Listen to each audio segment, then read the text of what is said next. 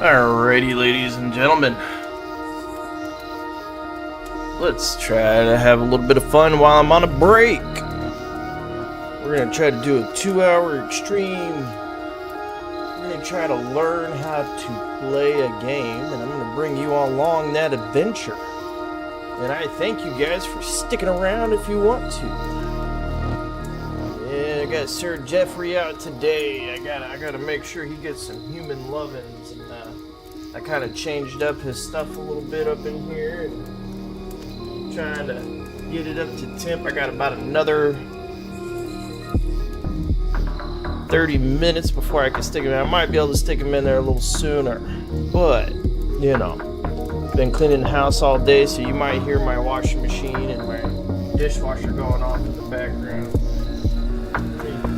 Go ahead and see what the temp's like in here. Actual temp.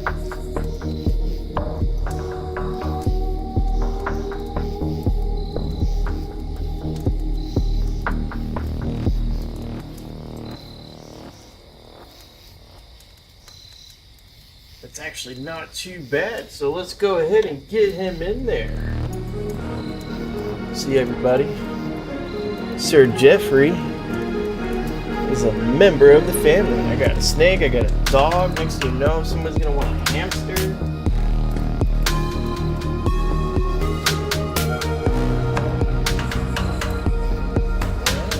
Smells better in there, buddy.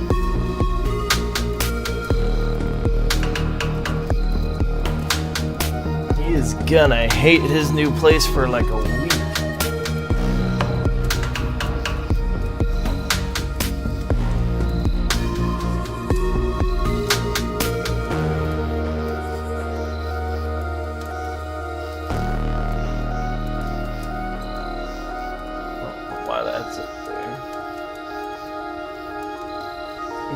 Some water?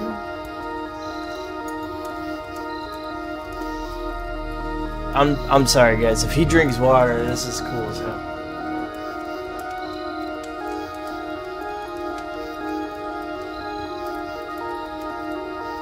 He's drinking water. Oh, that's my boy right there. Alright.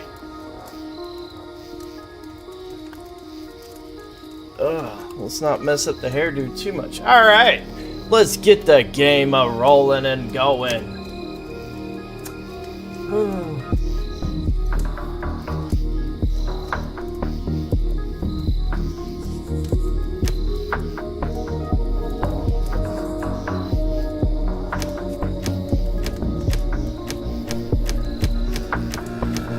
Alright, well, let's go through the beginning tutorial, and maybe after a couple of these, we'll just start winging it.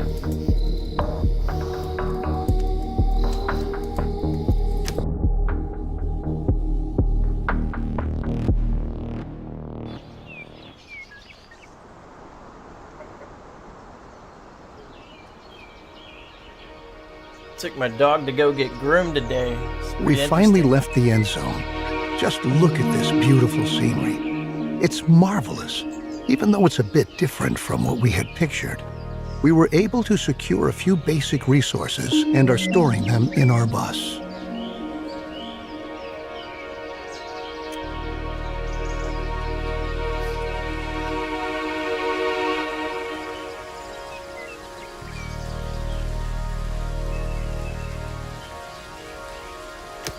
I'm glad we prepared ourselves well for this kind of scenario, especially since our inventories in the end zone ran low. Don't forget that if you need additional information, you can look at our survival guide at any time.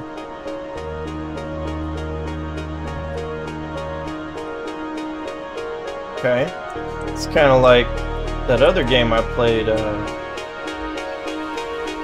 Aftermath.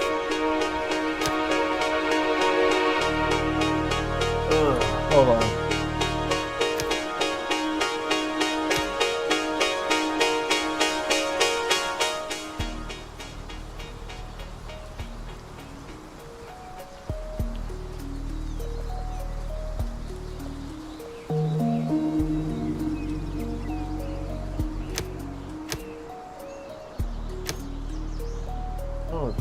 Survival book. Okay.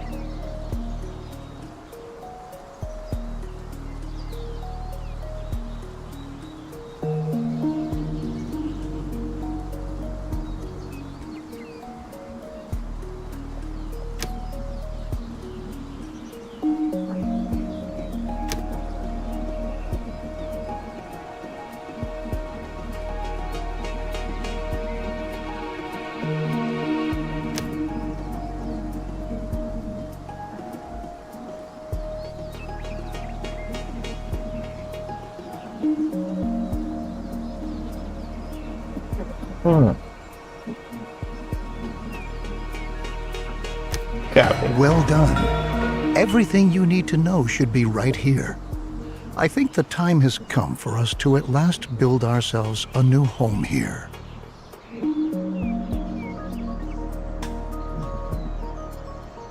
Hey, come on. You don't need to destroy everything I put down for you.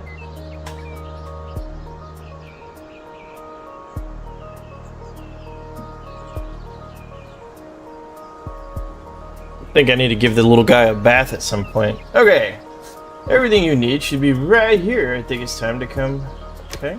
Before we can construct buildings at all, we have to assign the profession builder to several settlers so that they can take care of construction contracts. In general, it's your responsibility to decide which tasks are important and how our settlers are supposed to be distributed to attend to them.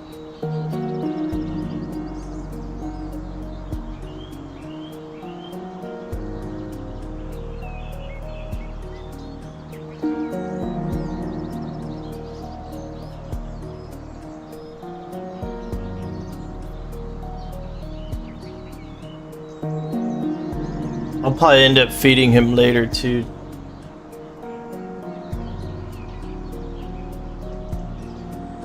Ah, okay.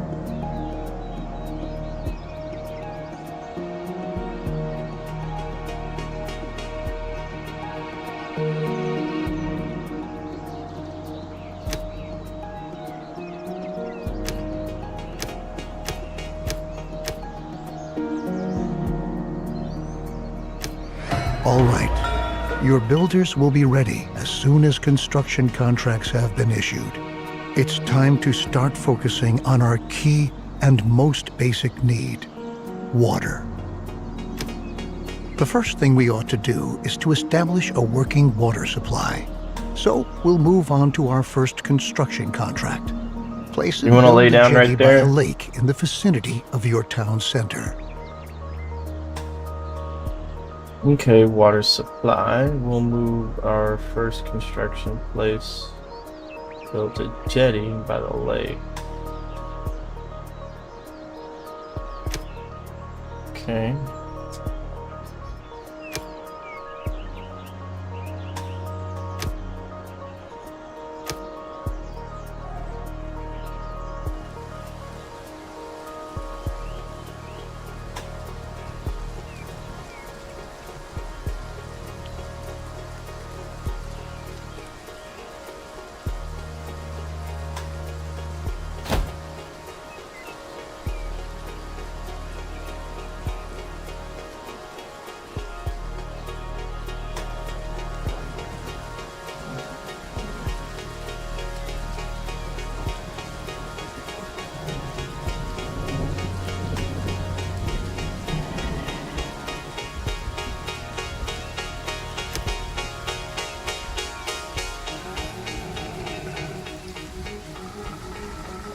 Okay. Well, how about this? How about we just put all 10 people on it?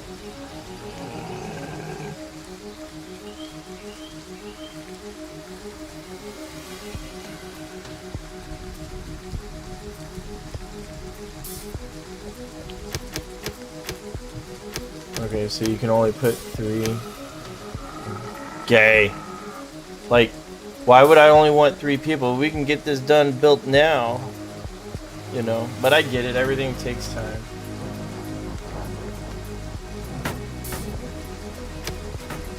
Very good. The jetty was completed as planned.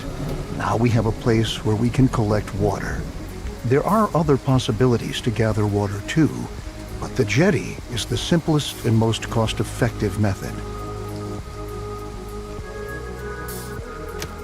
We can obtain and store water from different sources, like a jetty, rain collector, or well in the cistern.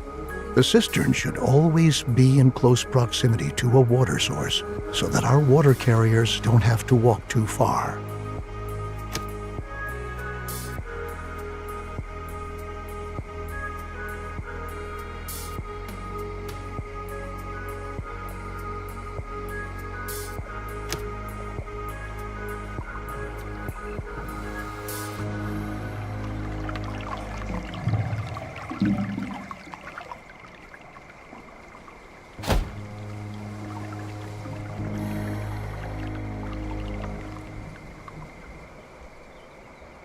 What does the radiation mean?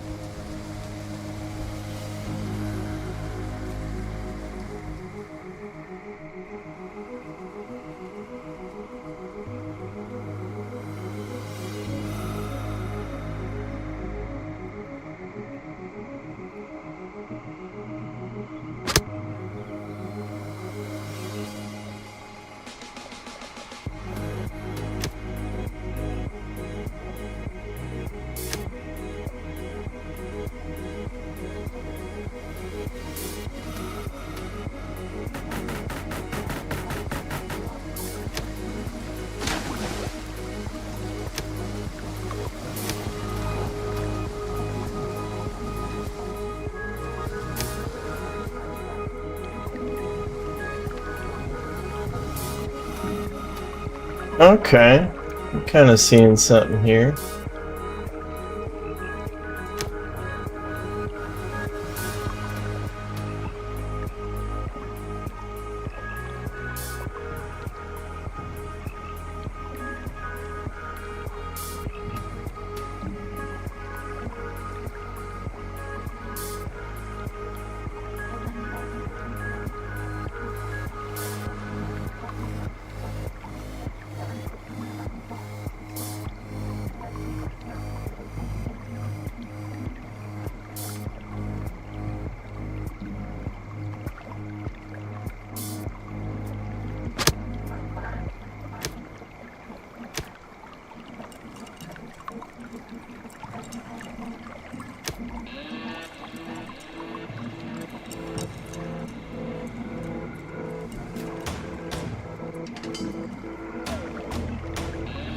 How much water does each person carry?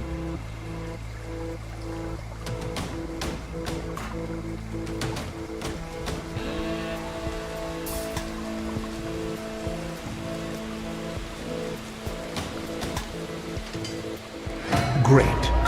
We have now installed a working water supply, and water is now transported from the jetty to our cistern.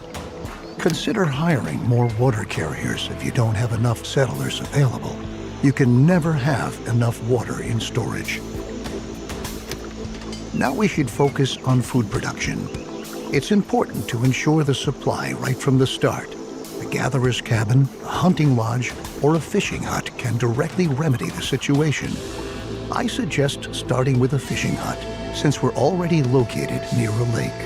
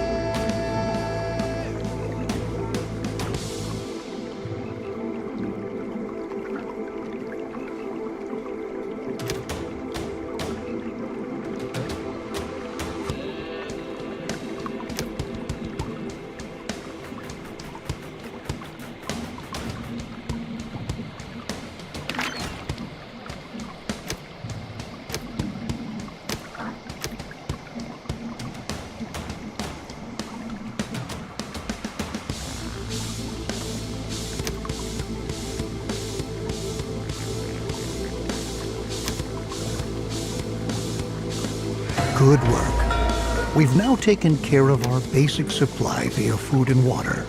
Make sure that you have enough food and water on hand at all times, especially if you want to upgrade your settlement. A population that grows too fast can quickly unbalance your food and water supply, bringing major difficulties for you if you don't watch out. Crops are another excellent way of getting food because they constantly grow as long as the soil is moist enough. Each seed has different yields and growing times. This means that it could take some time until your field is ready to be harvested, in contrast to your fishing hut where production can be right away.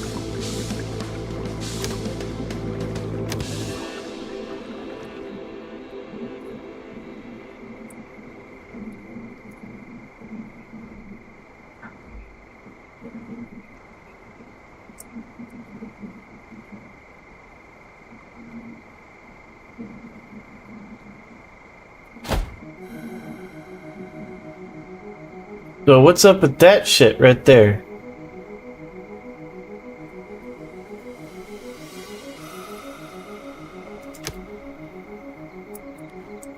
Oh.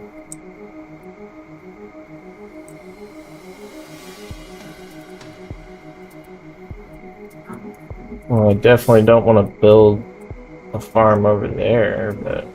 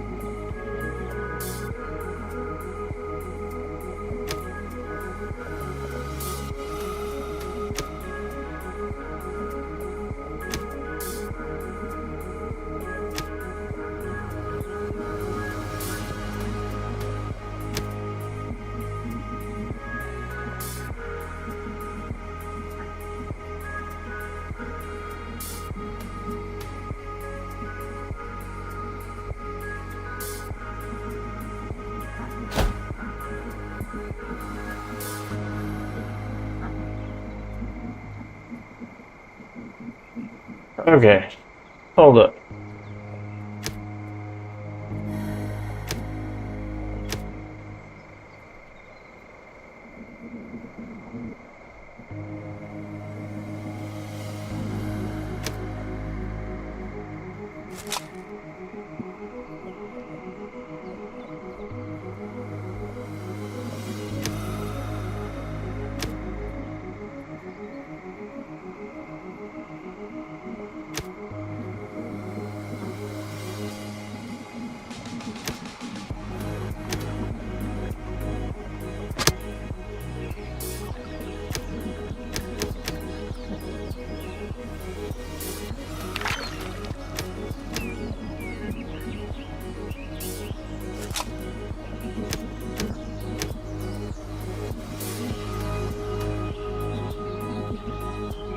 Oh, wait.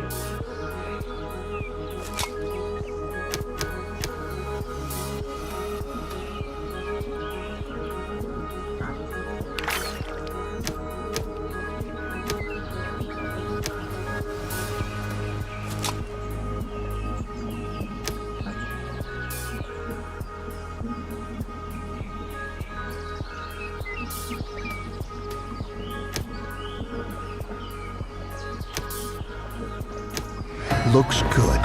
Remember that we need the widest variety of food sources to stay healthy. You should also plan ahead for drought periods that might come when it's not going to rain. Stock up on food in advance. At the beginning, we don't have much scrap wood or other resources. We could build a production building, but to obtain resources as fast as possible, it's best that we start gathering right away. Assign a Gather All Resources task. All the settlers who haven't been assigned any profession by you are going to accept these kinds of tasks. In addition, settlers distribute resources within your settlement.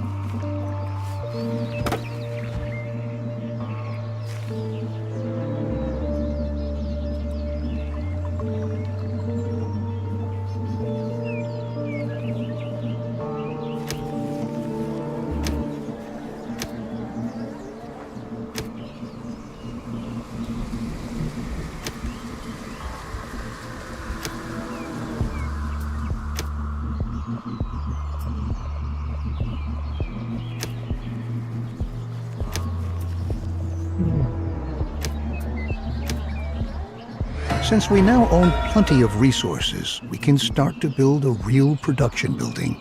Then you don't have to always make efforts by hand that collecting is taking place.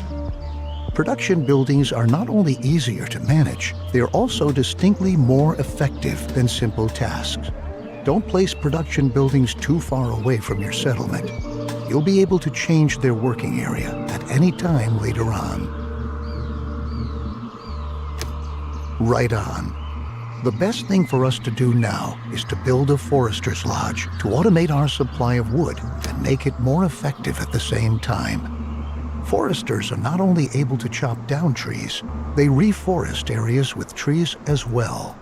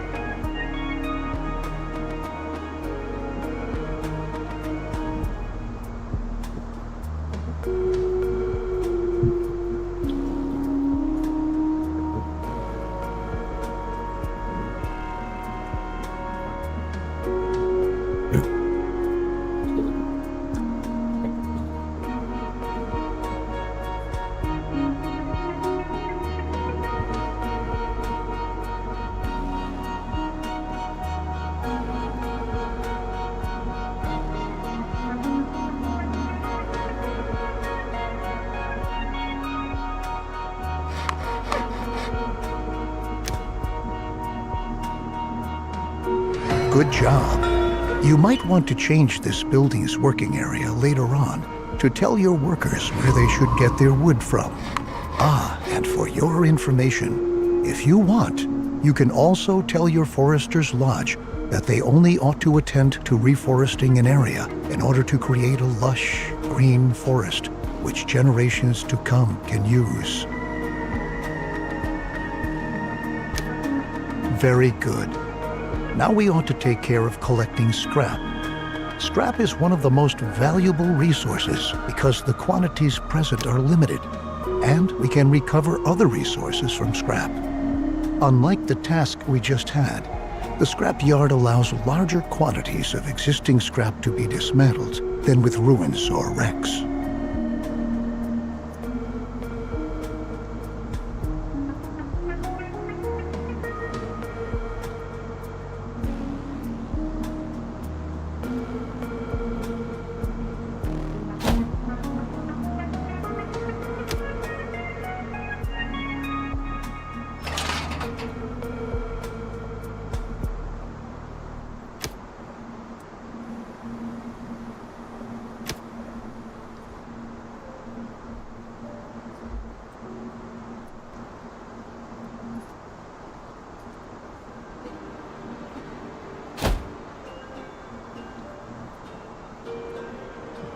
So, like, areas like this is radiation, I'm assuming.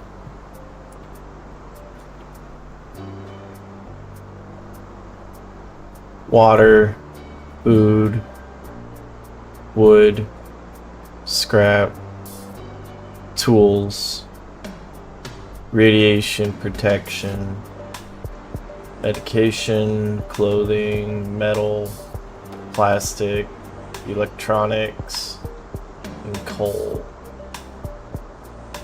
Rich food. Knowledge points. Radiation for all settlers. Settlers' average health. Decline in population. That's fine.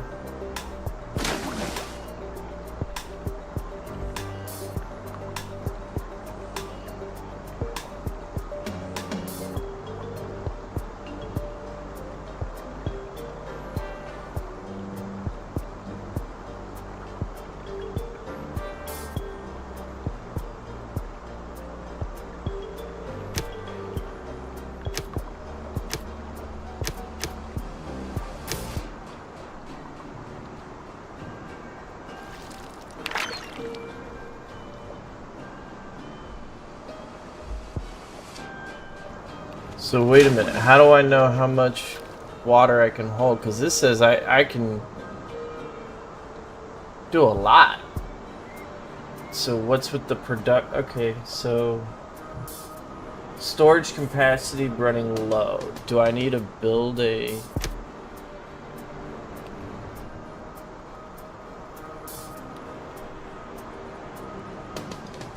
water tower collects and stores water, so it can also use coal for filter radiation of the water. This requires a jetty and all that. Okay, but I can't build it because I'm not there yet.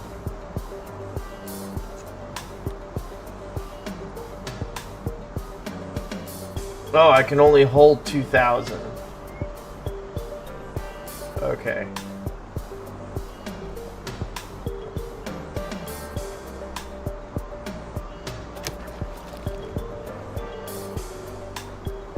This will tell me how much water I'm using. Okay, so you can get really nitty gritty on this thing. Okay.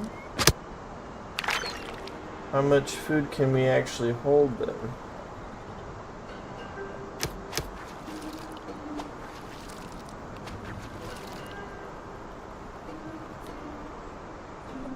Oh.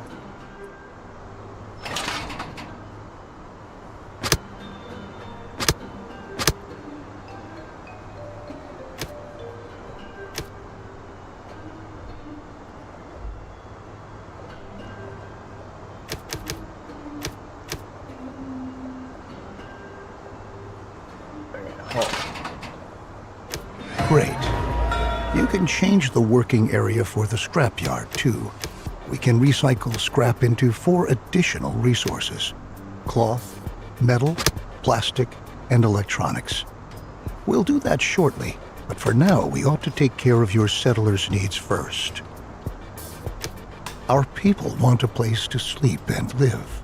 Cabins fulfill their need for safety and privacy, and increase the confidence of their inhabitants.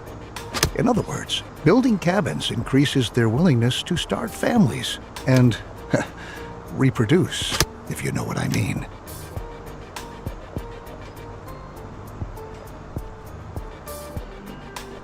Yep.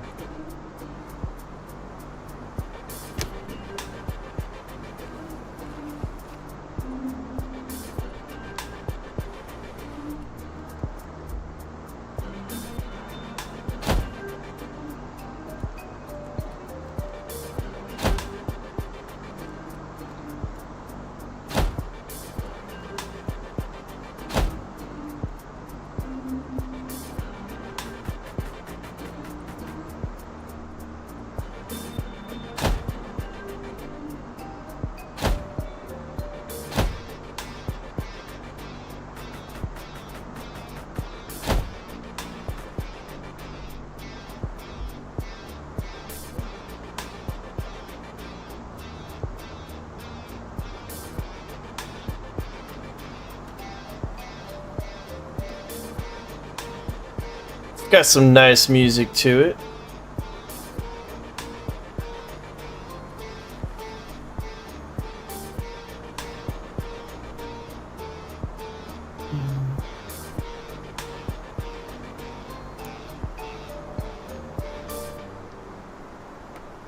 Humidity is almost 60% on one side. Besides 60% on the cabins, other. you can also provide sturdy houses and shelters as housing. Sturdy houses withstand sandstorms better and have an increased storage capacity to boot. Children living in houses gradually fill up the house's stockpiles. Settlers do not reproduce in a shelter because they lack privacy. Let's return from our excursion into housing and refocus on scrap. With the help of a recycler or refinery, scrap can be sorted into 4 different resources. A recycler always takes scrap apart, one resource at a time, while a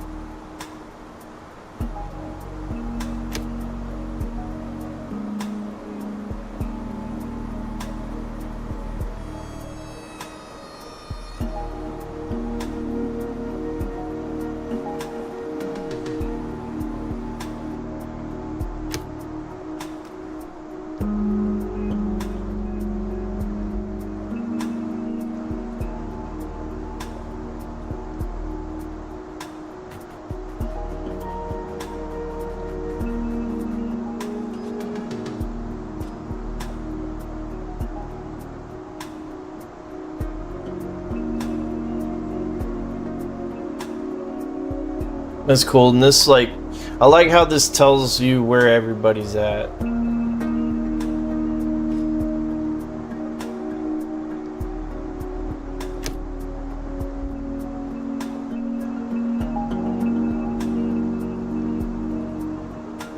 Alright, why is water not keeping up?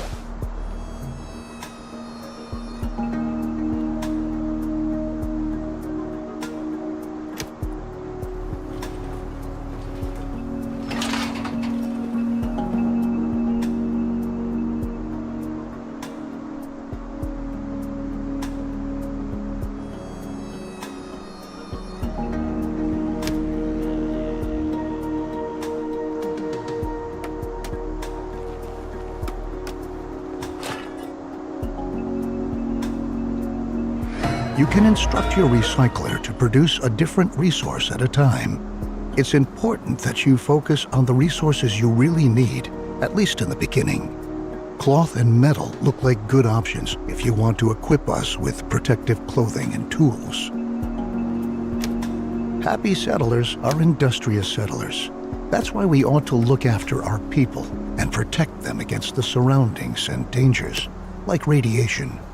So let's start by transforming our newly recovered cloth into protective clothing. A tailor will be able to help us with that.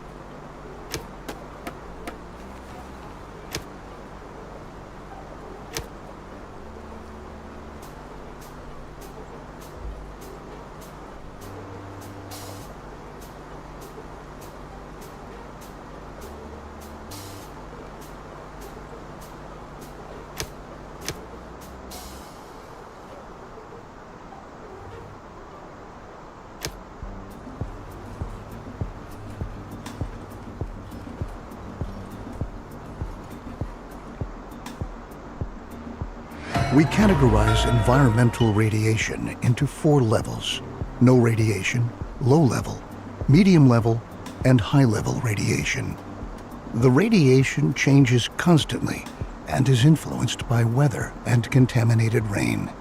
Protective clothing helps to protect us against this kind of radiation, but it takes a while before it's produced. And production relies on a steady flow of incoming resources. Try to establish production chains at an early stage and start to stockpile goods so that some are always on hand.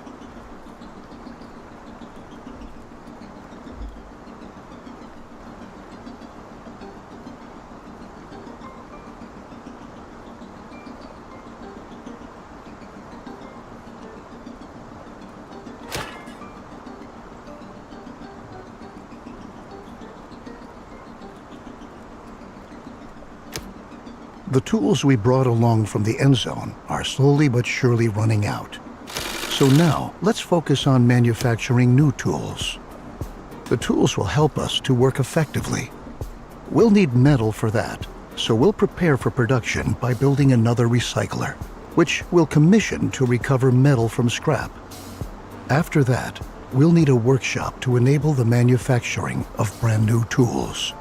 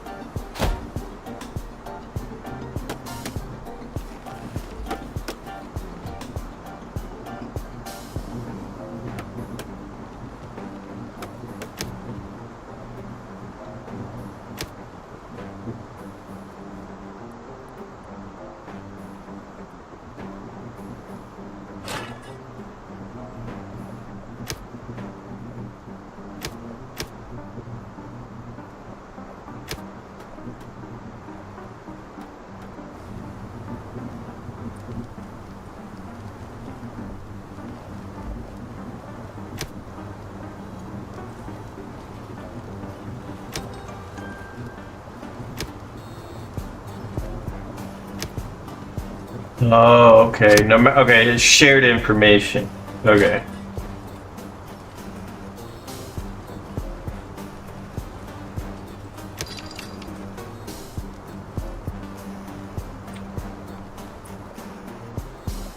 Makes sense, I guess. There we go. Now I can hear myself without having to worry about shit. Oh wait, that's way out there. There we go. That's a lot better.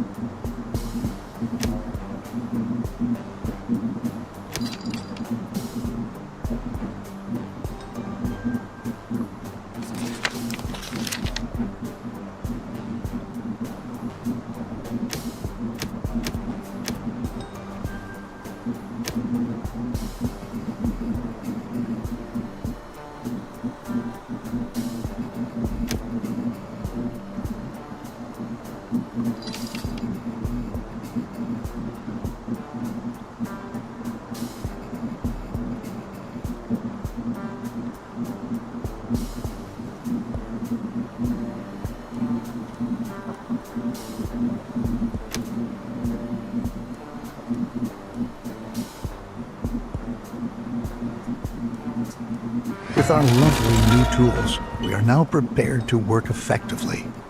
Should you ever run out of metal, keep in mind that you can also instruct your workshop to manufacture tools from scrap. Down in the Endzone, we had sufficient time and resources to educate ourselves properly. But our children don't have this luxury. We ought to build a school and pass on what we've learned. As a result, they will be able to survive and work better and more effectively.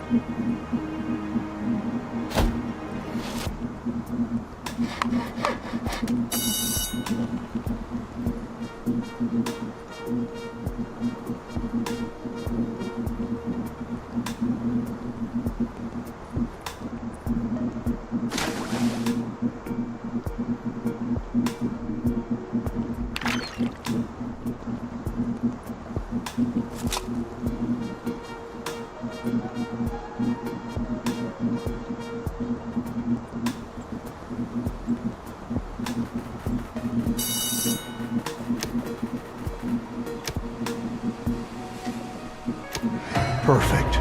Besides the fact that educated children work more effectively, we'll also teach them to be more careful with their protective clothing and tools. This, in turn, leads to them staying intact longer, and we conserve valuable resources. Now that our population is starting to grow, we ought to again turn our attention to the topic of food production.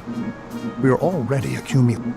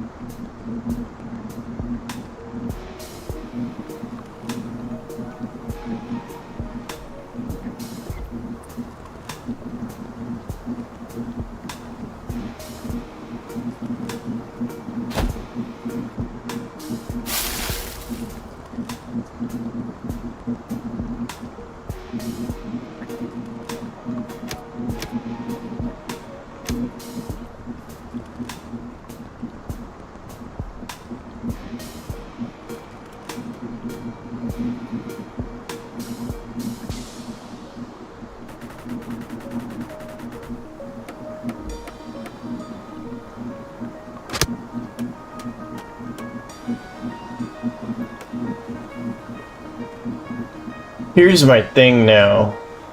We haven't quite hit on the topic of storage, As you can see, the gatherer's cabin is an effective possibility to get food quickly. But watch out. After a drought, it's going to take some time before the plants have regrown. As is the case with most buildings, here too, you can relocate the working area at any time. Although we are sufficiently supplied at the moment, our survival depends on diligent planning. If we can lay out a plan for an orchard, then we can start to plant fruit or nut trees that we can harvest after a few seasons.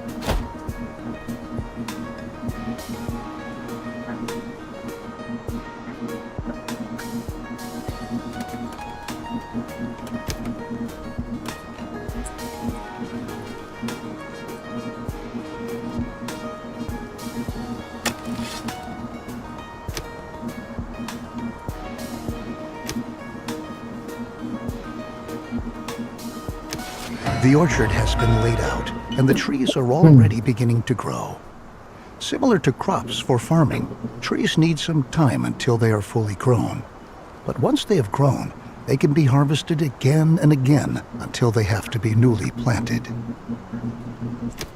Our gatherer's cabin gathers food from the surrounding forests. However, there are any number of other plants there which we can use as well. These plants can be gathered by an herbal hut. The herbs gathered there can be consumed by settlers to replenish their health.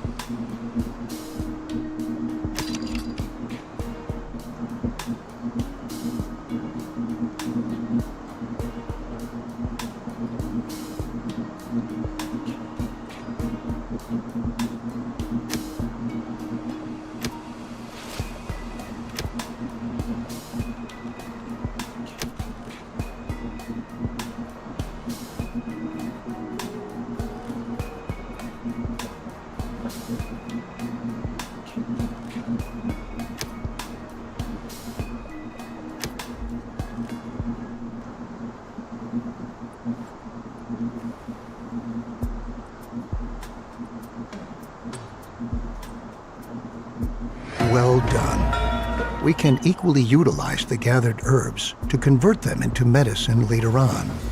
It might happen that an illness breaks out in our settlement from time to time and spreads among our settlers. Radiation is the main reason why the health status of our settlement can decrease. Although our settlers already use protective clothing to shield themselves against environmental radiation, it might occur that our sources of water become contaminated. We should start to filter our water to prevent this from happening. We will need a great deal of charcoal to accomplish this.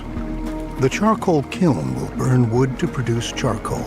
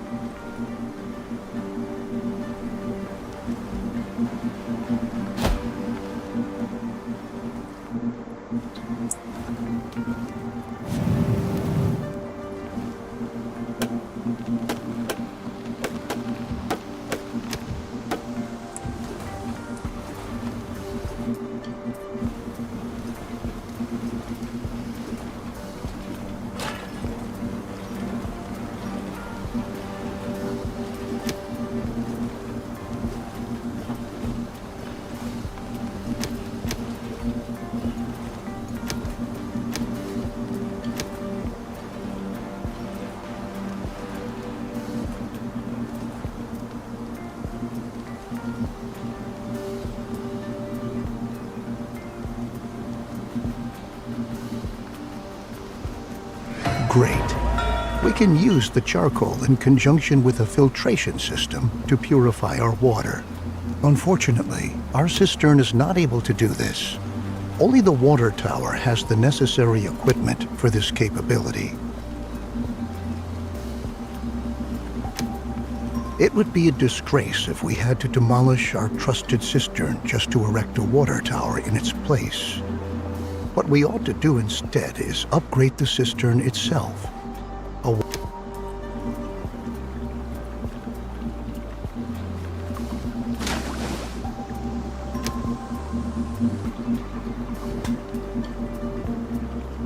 Okay, and it takes all of these products to make it. Okay. Good thing I started doing plastics, because we're gonna need plastics in the future. Yep. Yep.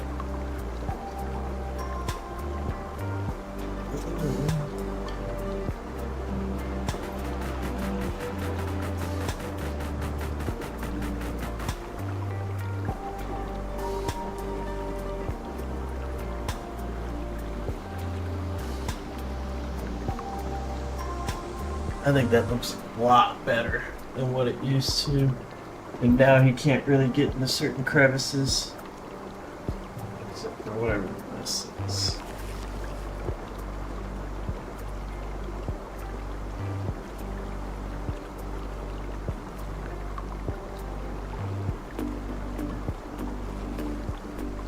Okay.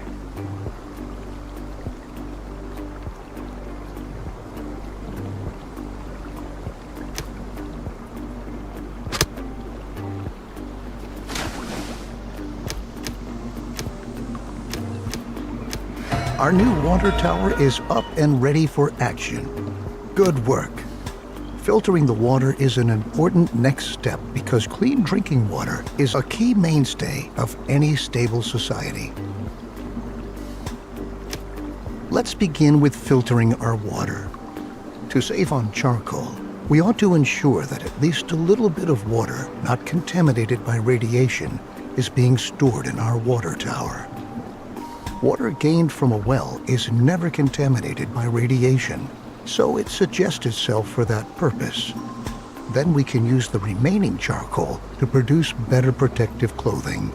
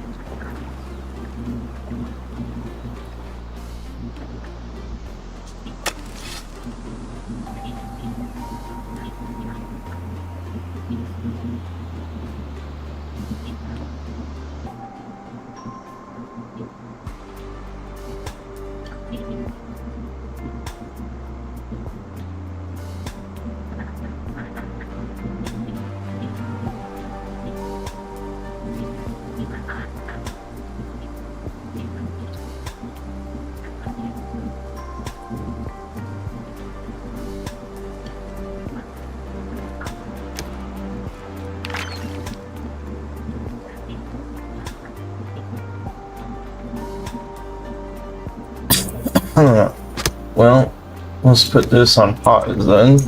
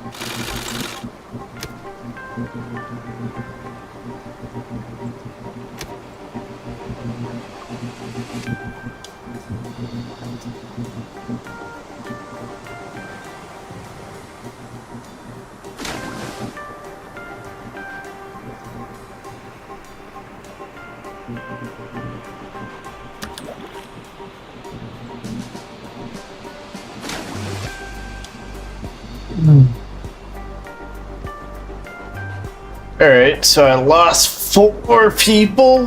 How the hell did that happen?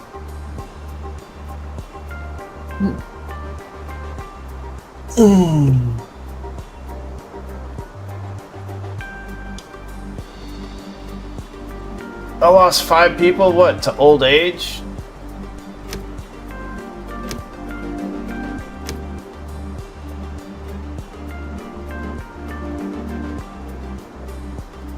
Good work. We are continuously taking steps towards being better and better equipped to be able to survive in this hostile environment. Filtered water is a precious asset, and later on we can even use it to irrigate our fields. But let's not get ahead of ourselves. Not only our water can become a hazard for our settlers due to radiation, our food can too. We ought to erect a decontamination post.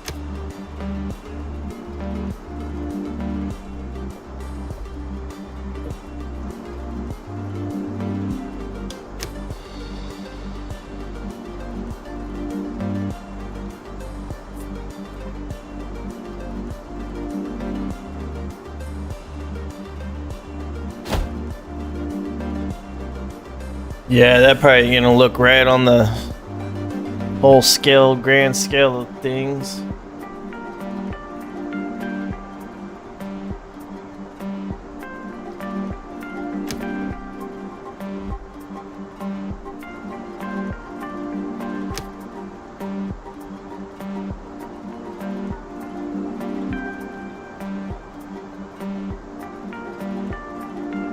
Well, there you go.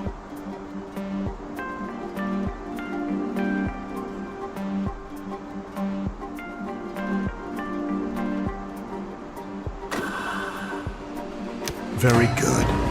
The decontamination post is going to supply all buildings that stockpile food and are located in its working area in order to purify the food that has been affected by radiation. It's true.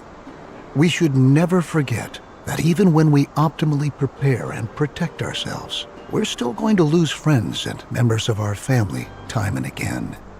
We're going to mourn them come what may. But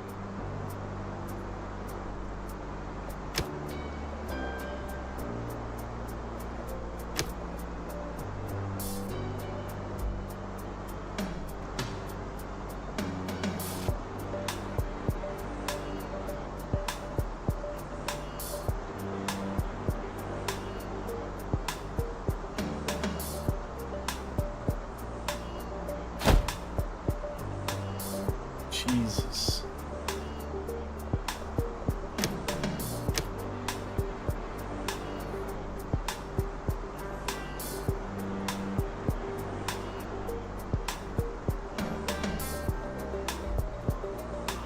I mean, I kind of get the concept of the game. I really do. But also at the same time, like, I don't know. I bet a lot of crazy shit happens in this game, though. Like, to be able to keep people happy and all of these deep details. It kind of reminds me of Frostpunk, the first one and the second one. okay, the cemetery will help us to quickly get a hold on ourselves and focus on the tasks that lie ahead. It's not a pleasant thought, but that's the way things are. At the very least, we're pioneers, aren't we? Maybe we ought to distract ourselves to lighten up the mood. We can erect a number of buildings to increase confidence in our settlement, including, for example, a campfire or a pub. In this situation, however, our best option would probably be to upgrade our town center. Settlers can visit the new town center and by doing so, increase their confidence for a while.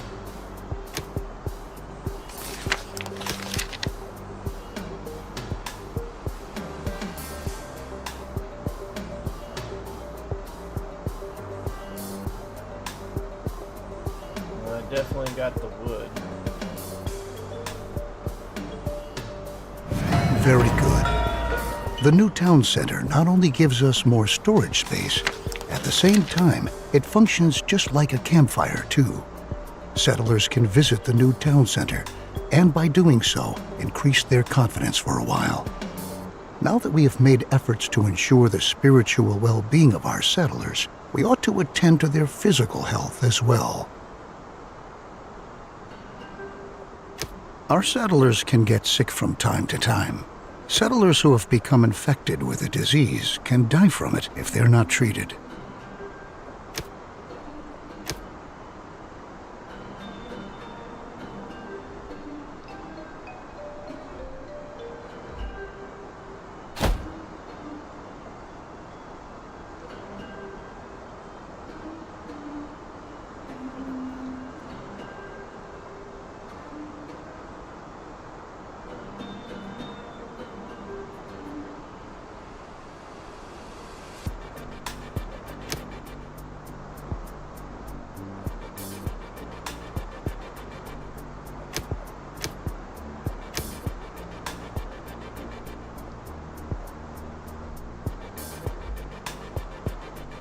Good on food for right now.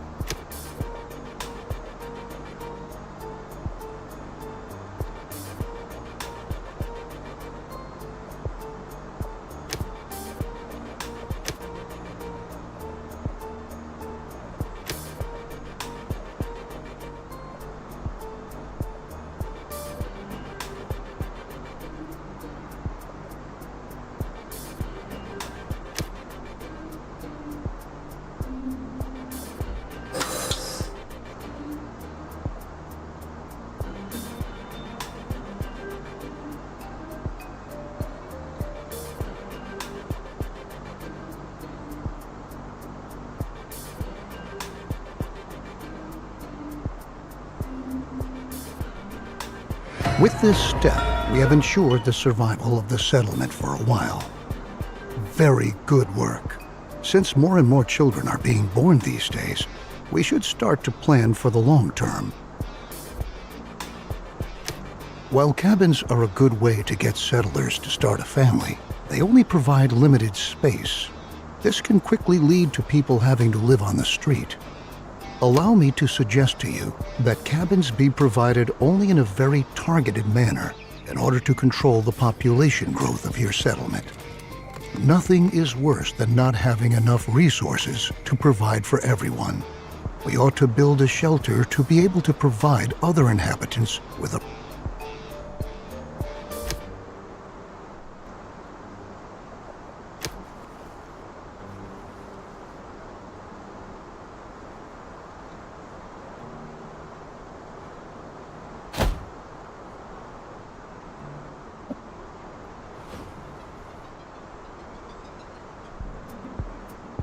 Trust me, I'm in a very little area.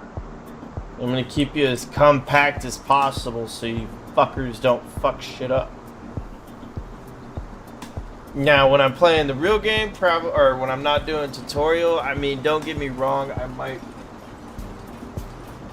push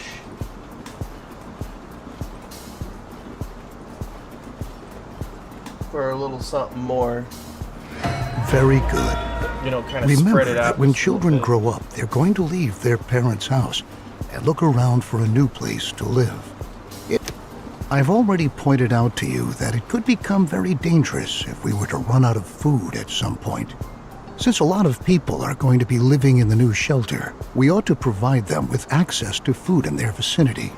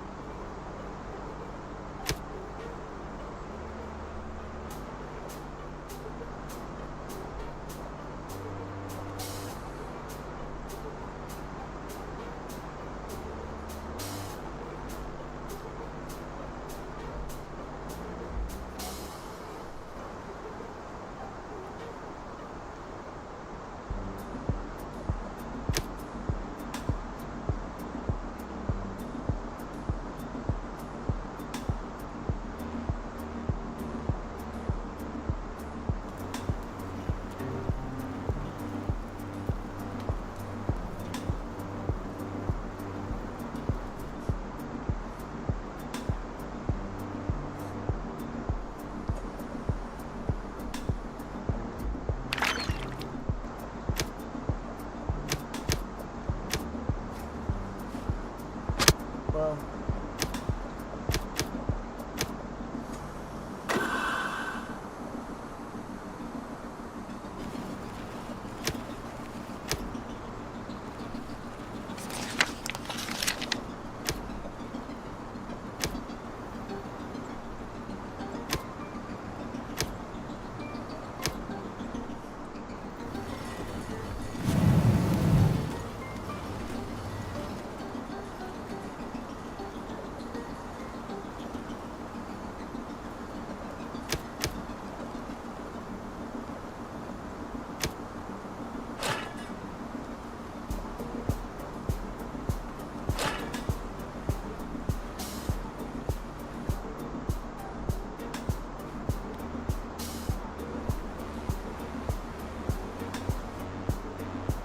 This. Perfect.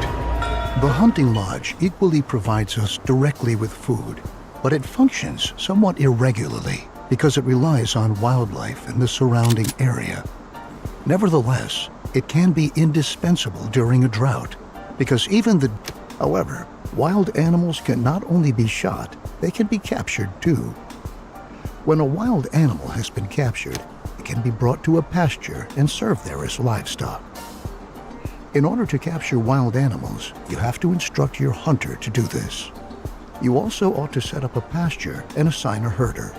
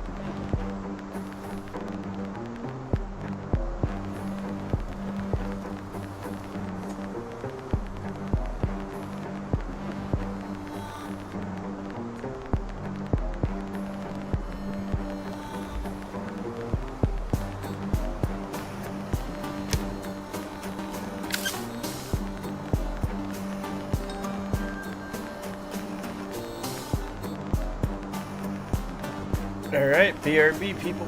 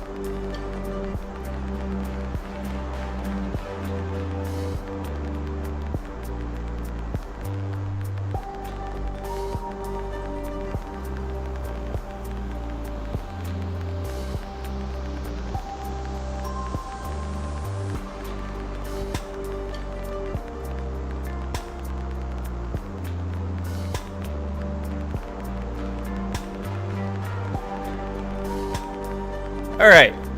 You know what I really want to eat right now? It's called, what,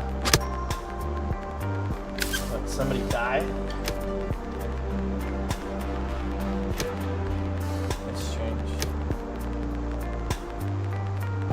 Oh, assign an animal.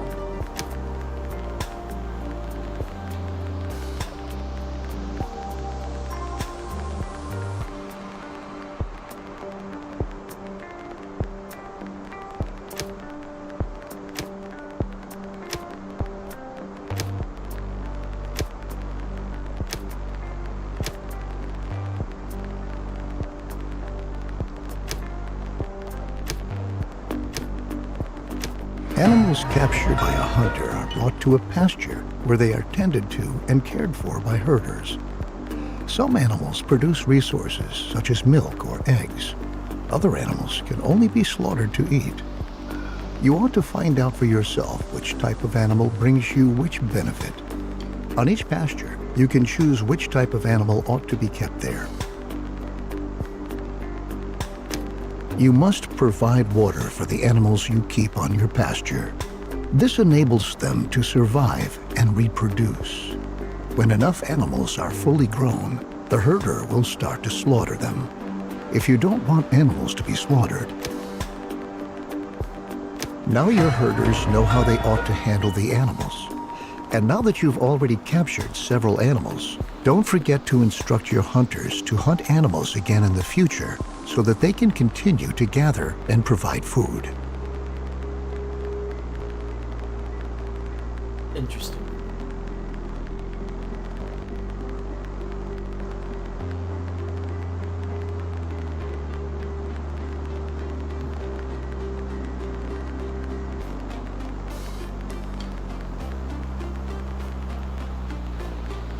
Interesting.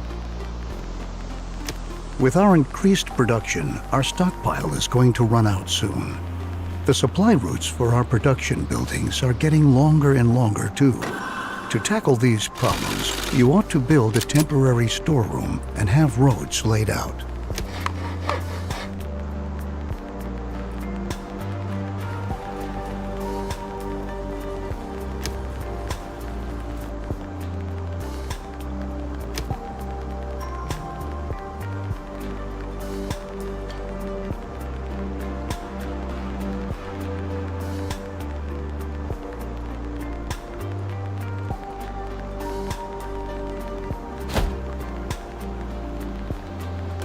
Oh. Oh, it's the ground that's radiated.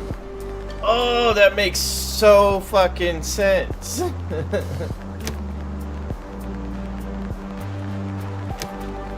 Ah!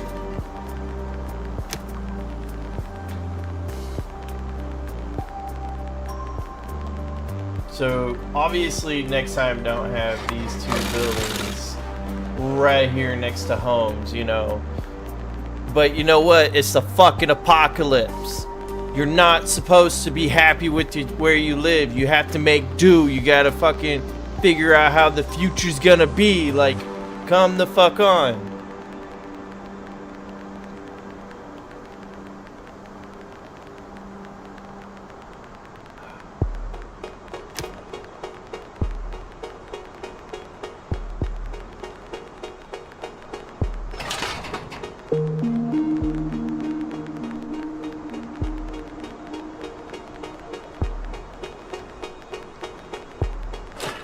I don't understand why we're not able to get.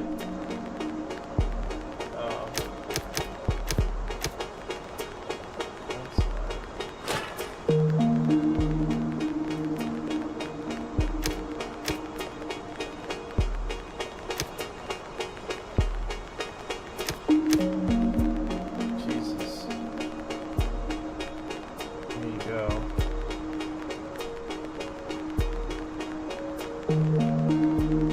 What the fuck's going on with the whole forestry thing?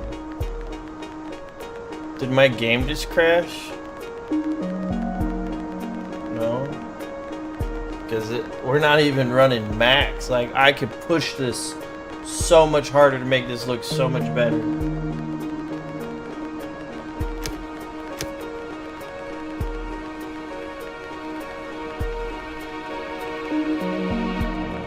Shit's working out. Shit's working out. I just need to figure out the whole wood thing. Kennel. Oh, where's the kennel? Alright, we're gonna stop you for right now. Okay, I need to look at this. No, I need to look at it for the whole time. Statistics. Nope. Storage, population, game progress. Oh! Oh my god!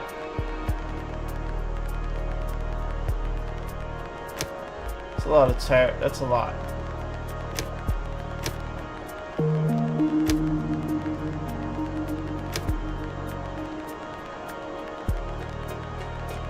Okay.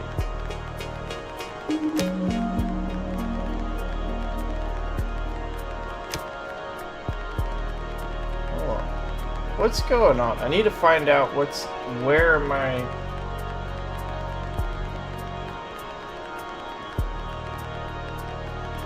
What's going on? These motherfuckers are dropping like flies. Like, I don't understand that. What are we using the wood for? Alright, hold on. This is a what? Truck. Yeah, we're gonna wait on that for a second. What is this? Forestry?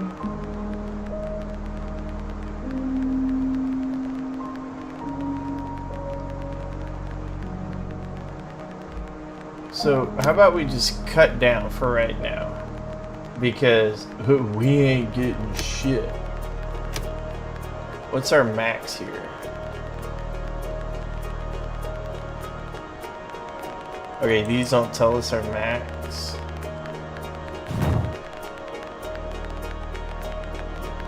Holy shit. This is filling up with stuff.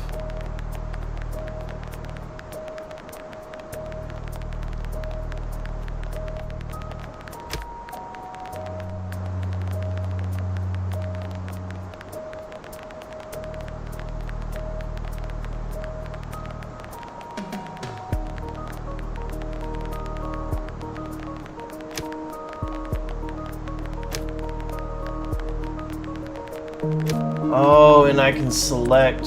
You know, that would actually make sense for the future. Like when you're playing, you're gonna want to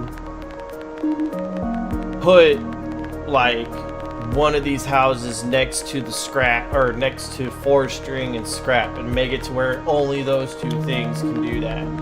And then for like food, you want to make sure that only one can do that.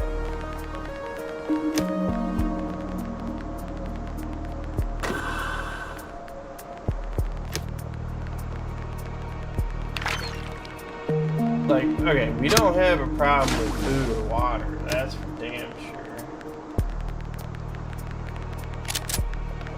Let's go ahead and spread these workers out a little bit.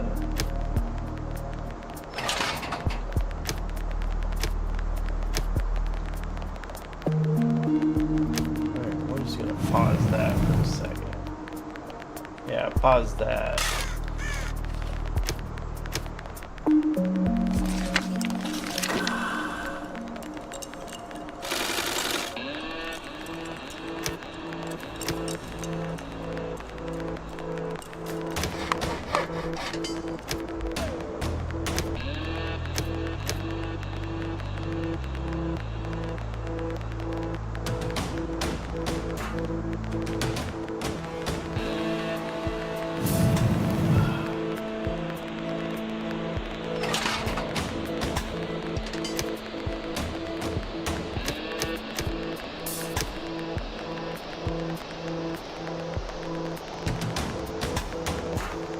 Alright, I need to know, like, capacity.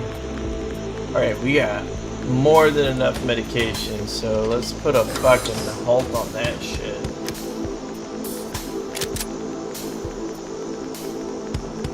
What am I supposed to be fucking doing anyways? Alright, dirt roads. Okay, so...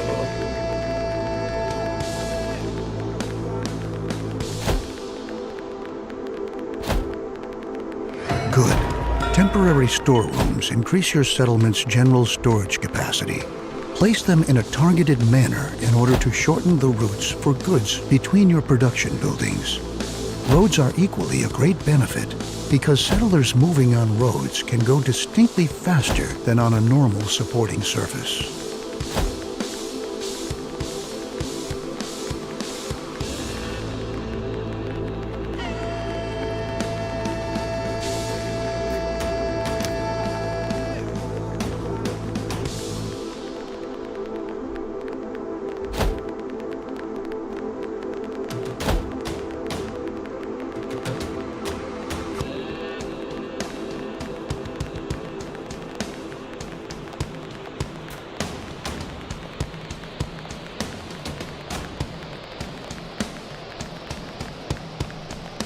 To improve the whole thing even further, we can build a market to improve logistics at the settlement.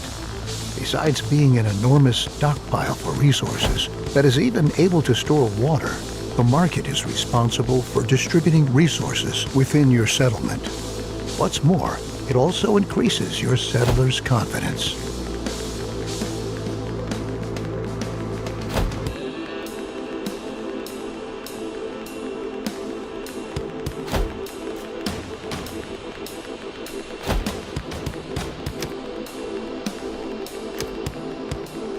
Juice! There we go.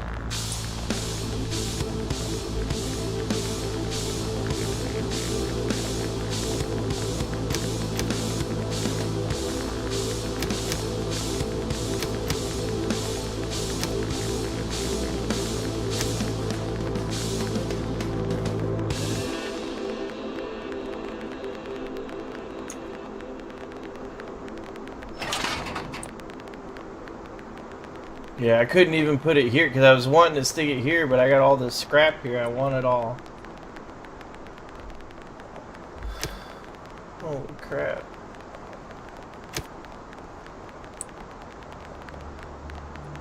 Alright, we got tools now. We making stuff now. Now we making stuff.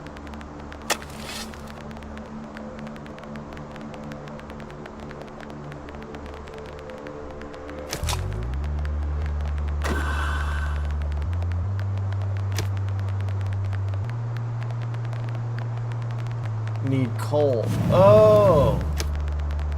Yeah, bitches. Get it going. That's what that's about. Okay, without the coal, they can't do nothing. Interesting. I wonder if that's like a real thing.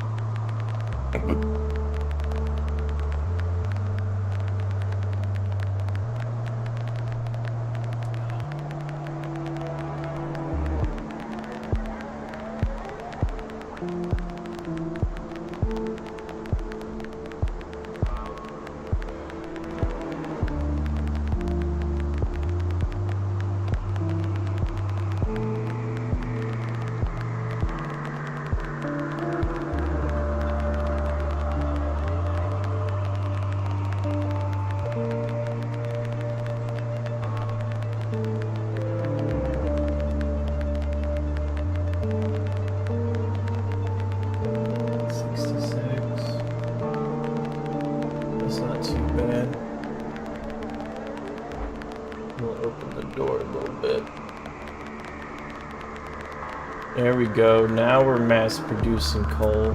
Logisticians are able to amass resources from the whole settlement and bring them to the market. This improves the flow of your products and leads to your settlers having to walk shorter distances to fulfill their individual needs. The combination of these attributes makes the market the ideal building when you want to enlarge or even relocate your settlement. The larger your settlement gets, the farther some settlers have to travel to get to all of the food you produce. To make life a little easier for them, you can build a food station. Logisticians who work at the food station will collect food from your storage buildings and production facilities and bring it to the food station.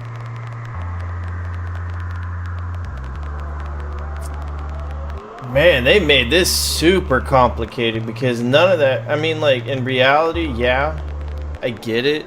But, like, technically, we're only at 49 people. Alright, almost 60 people. You're not doing that for 60 people.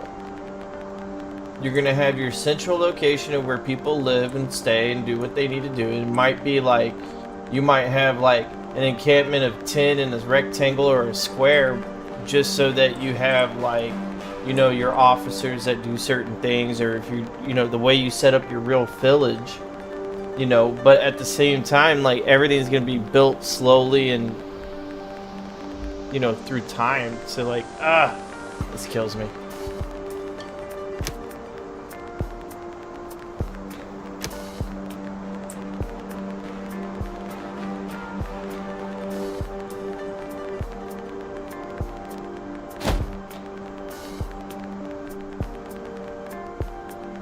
Cause like everybody sleeps right here, man. Like there ain't a fucking wackadoo capacity's full. Like,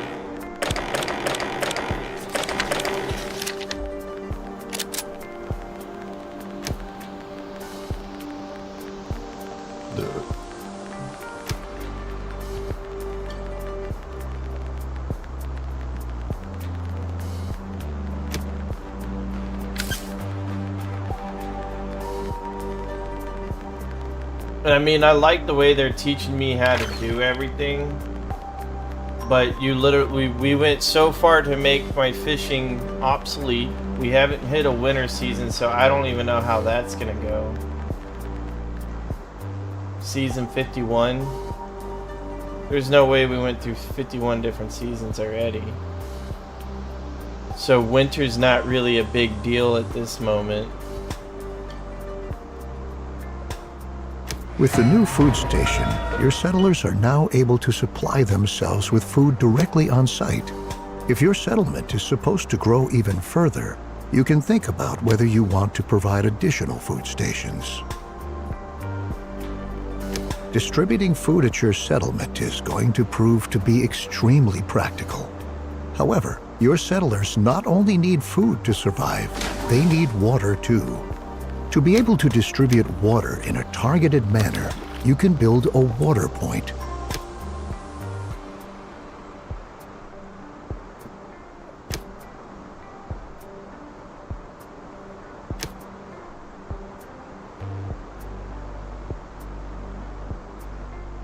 A water point? So like,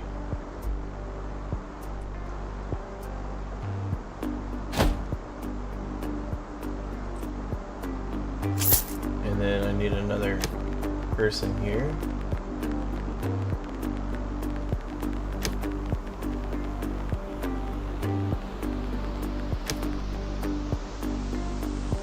Now that your settlers also have a water point available, they can supply themselves with water and food.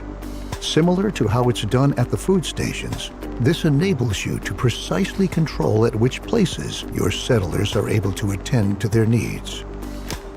Since we have our logistics under control, now we can concern ourselves with the weather and its challenges. Oh shit. We can build a weather Spoke too station soon. to enable us to make a forecast regarding upcoming weather and learn if potentially contaminated rain might be coming our way. It can also be used to prepare our crops and rainwater collectors we might have against contaminated rain by covering them.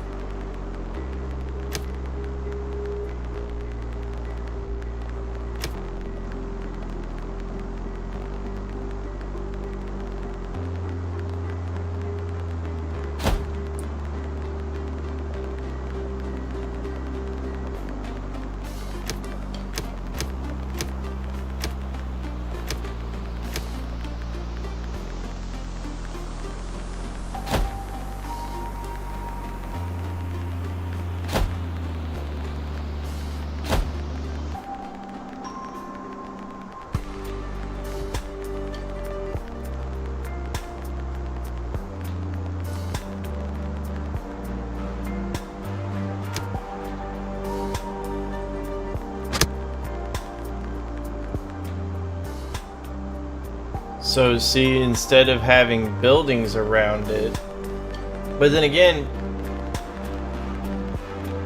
like if I had a market, I would definitely want to put houses around my market.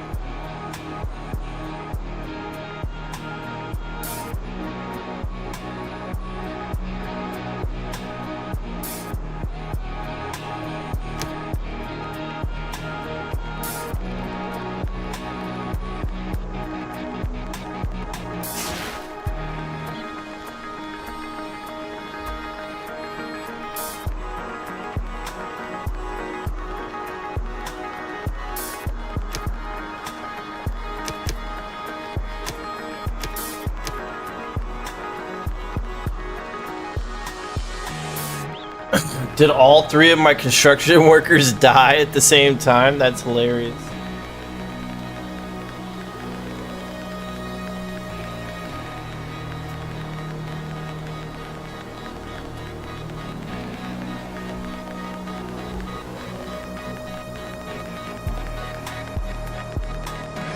Very good. Now that we know what sort of weather awaits us and how we can protect ourselves against contaminated rain by covering our crops in rainwater collectors, we ought to attend to collecting the rain we want. Rain not only humidifies the soil, it can also be automatically collected via rainwater collectors to generate a steady flow of additional water. Since we've already built our weather station, we're able to decide what kind of circumstances would make us want to cover our rain collectors.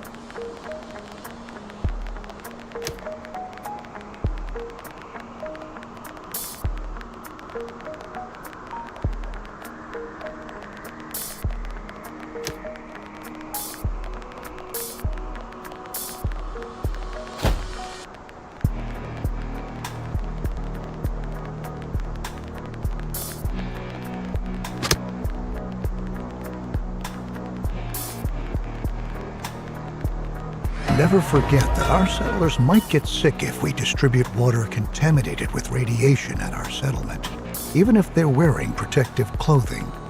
We should make sure that the collected water is as purified as possible.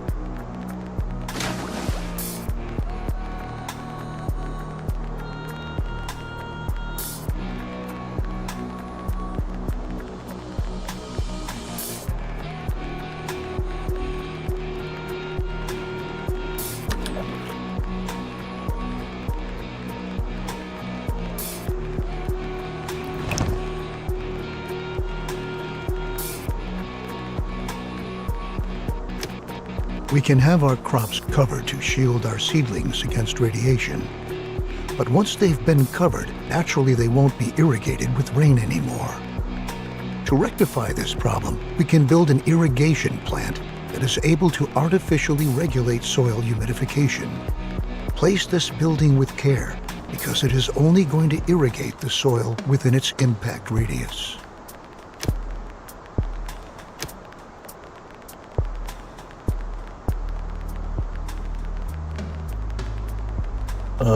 This is gonna be costly, because like here comes the methodology of this. Is now it forces you to pick and choose. You may have some issues, you may not, but at the end of the day, with the radiation and the way it is like you can't be perfect.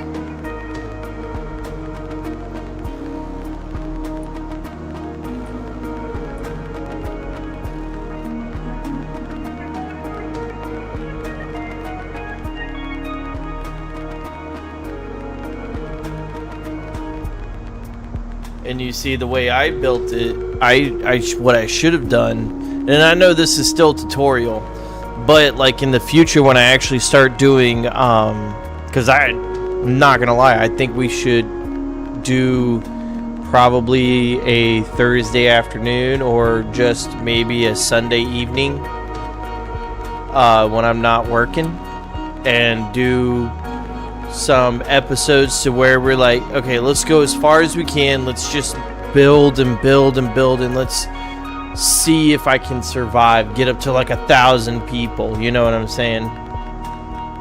And then, because like the way I'm looking at this is this can go and go and go and never end. So let's just build it right here for right now. Let's go over here to community, logistics.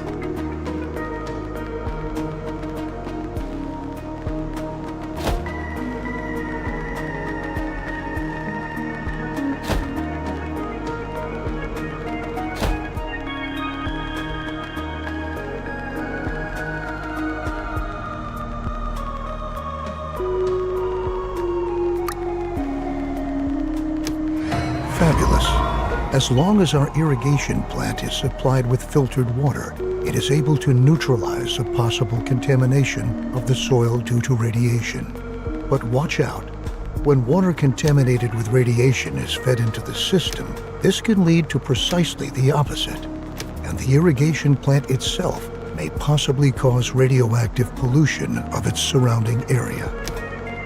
We'll just maximize it since I have like so much, because like I got rain that's not coming up, I got bad radiation coming up,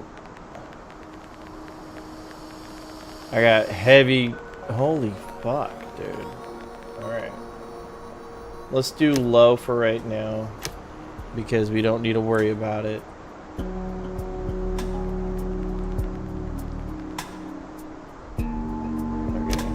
Alongside contaminated rain, there are other environmental hazards, such as sandstorms or droughts. The soil dries out during a drought, and sandstorms sweep across the landscape from time to time. These sandstorms can damage your buildings and ultimately make them unfit for use. We ought to prepare for this and assign several more builders to enable potential damage to be repaired.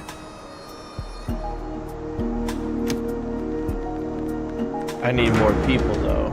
Like, okay, I can assign more builders. You can decide which type of task your builders ought to give priority to at our town center.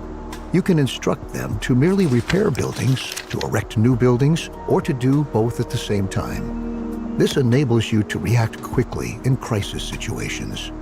For instance, in the event of a sandstorm, you can quickly attend to having damaged buildings repaired. Now that we've taken care of all the necessary needs of our settlement, such as food, water, protective clothing, and tools, our next efforts ought to focus on increasing the settlement's overall productivity. A research station allows us to develop different technologies. One step in moving our settlement ahead is to make it possible for our refiners to acquire electronics from scrap. We should perform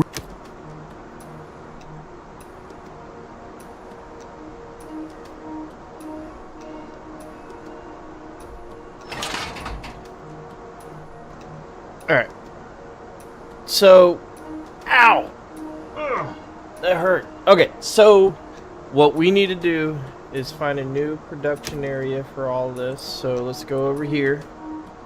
Alright, this is gonna give us a lot. And then we need to do forestry, right? No.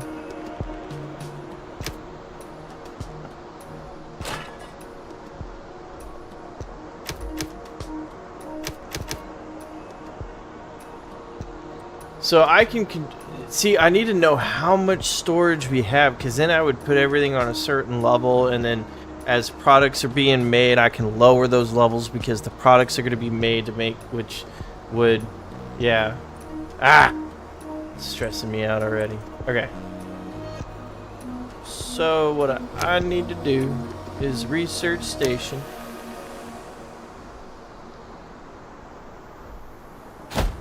Bam. I don't have to worry about any roads, and yes, it might not be 100% conducive right at this moment, but that's okay. I have 4 people, which we could put in the research mode because it's asking for 3. Okay. And then it's research electronics, and then the third one will be electronics. Okay, so I need to go back to recycler.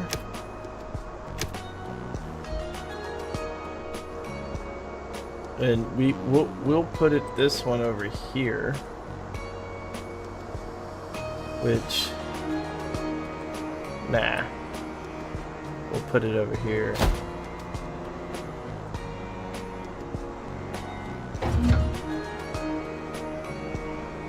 Knowledge is being generated 10 points at a time. That's cool. Right now we're maxed out at 10 points. Okay. So once everything's done, I need to make this. No. How can I?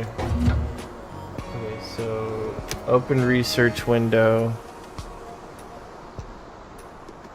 Loitering ban. What the fuck? That's early. Press.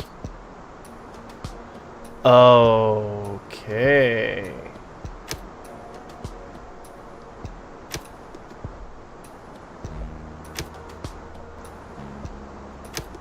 Oh, okay.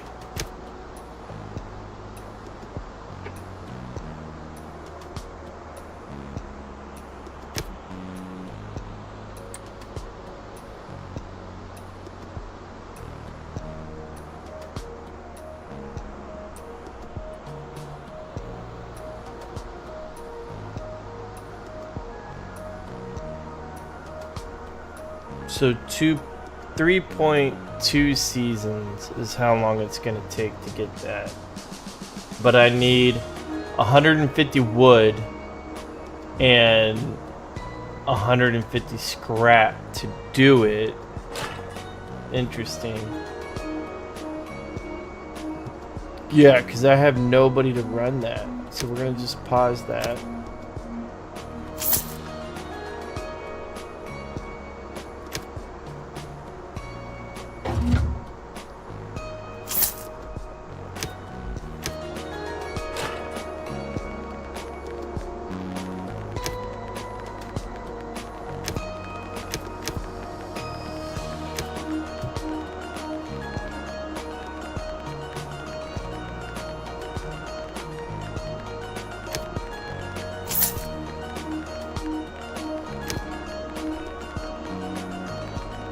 What the fuck? Are people just dying left and right?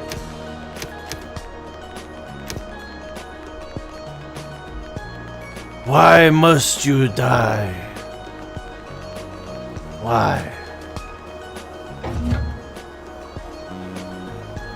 It's almost done.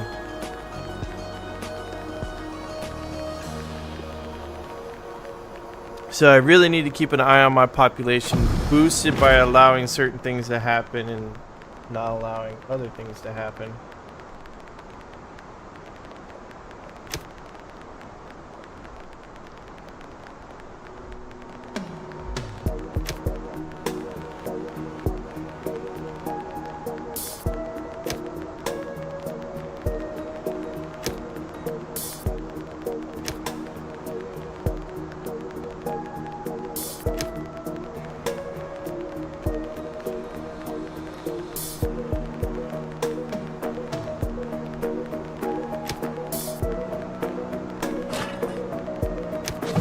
Very good. With this new research station and the ability to acquire electronics from scrap, we can provide our settlement with all the materials we need. The research station is very useful in enabling us to adapt ourselves to our surroundings by using the right technologies in any situation.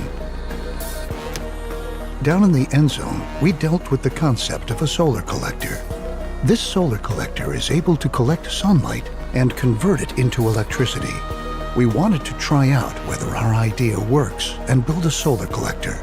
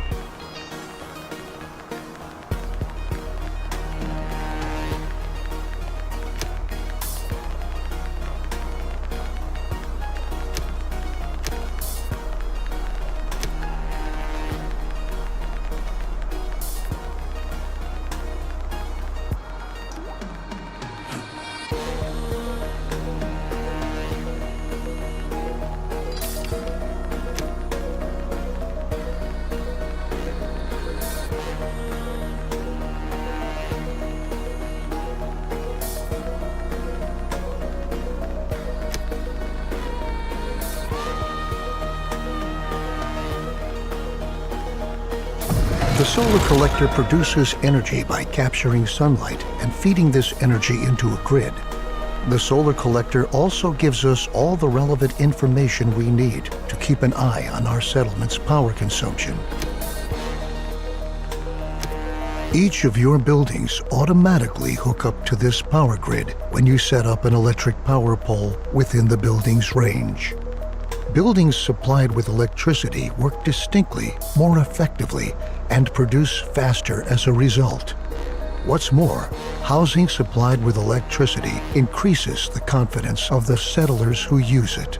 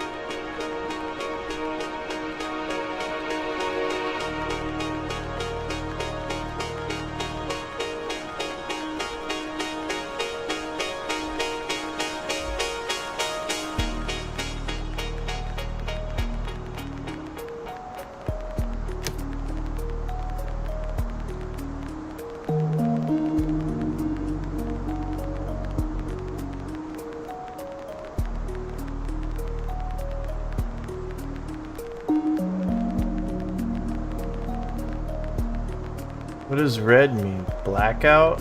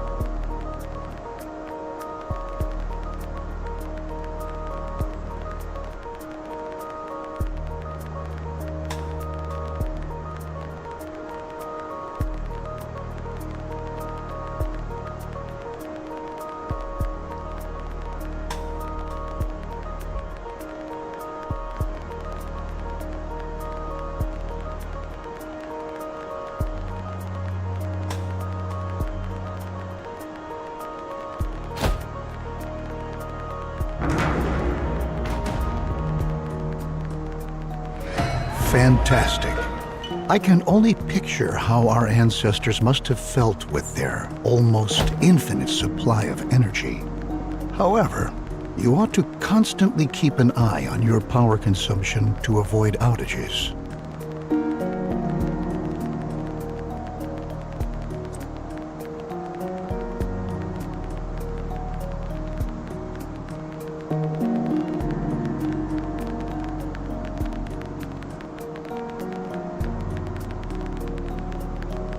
I want to know why there is an the solar outage. collector is only able to produce energy during the daytime. It would be beneficial if we could all...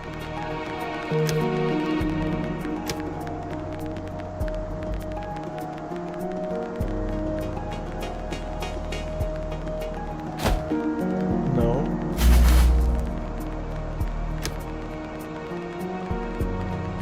Alright, hold on.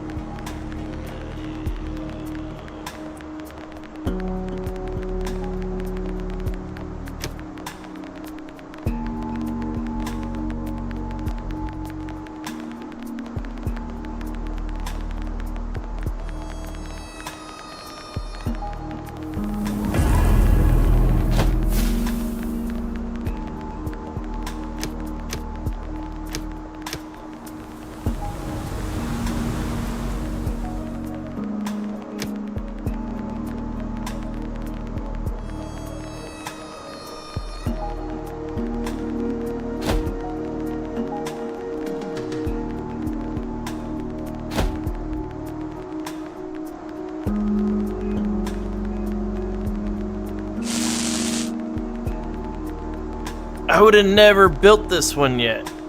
I would have gone with wind. That looks good. Some buildings are now connected to the power grid. Although a well-structured settlement that's hooked up to the power grid consumes a certain amount of resources, it is enormously... Now that electronics are finally available to us, you can have your town center upgraded one more time to provide for more storage capacity.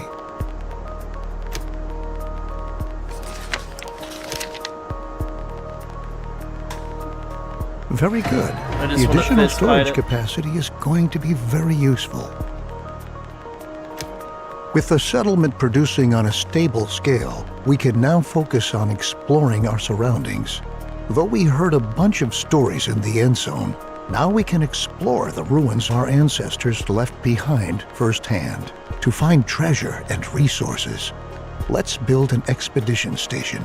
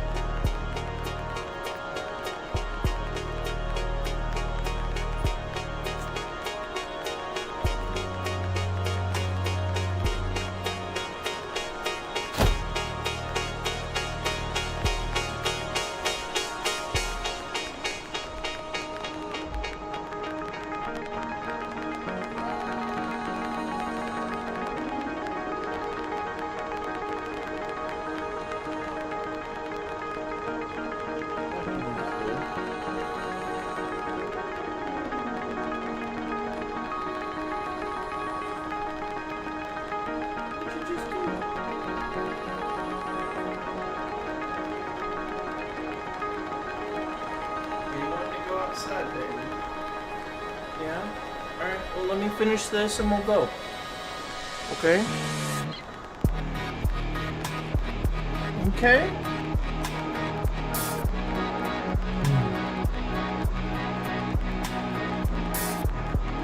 Hold on. There you go.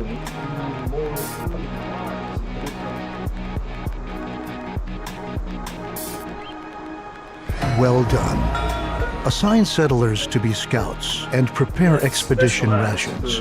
When you want to send off an expedition, you can decide the quantity of expedition rations with which to supply the expedition. Let's send out a few scouts to find a ruin. The scout will visit the ruin you have designated and explore it. As a result, the scout will supply us with important information about the site that we should pay attention to when we start an expedition.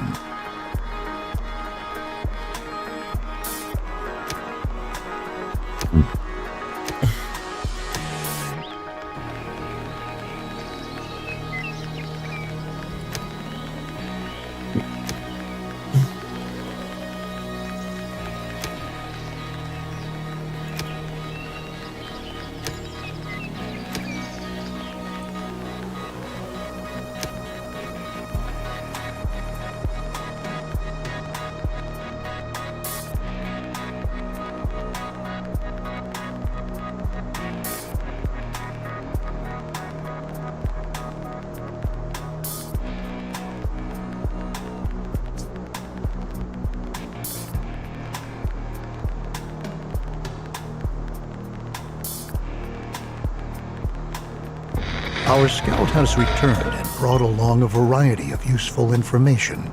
Now that we know what we have to reckon with, we can put together a team in order to explore the ruin more precisely. Each ruin has its own challenges, secrets, and valuable resources. Choose settlers who fulfill the necessary prerequisites for the respective ruin, and give them enough expedition rations to take along.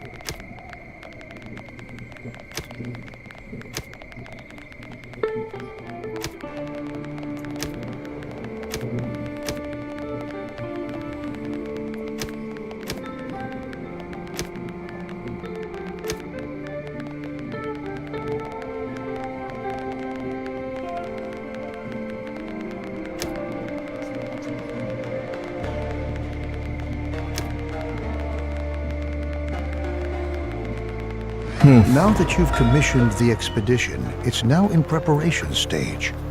Expedition rations and other necessary resources are being amassed. Afterwards, the settlers you selected will relinquish their old tasks, assemble, equip themselves, and subsequently set off together on their way. Get yourself ready to make tough decisions.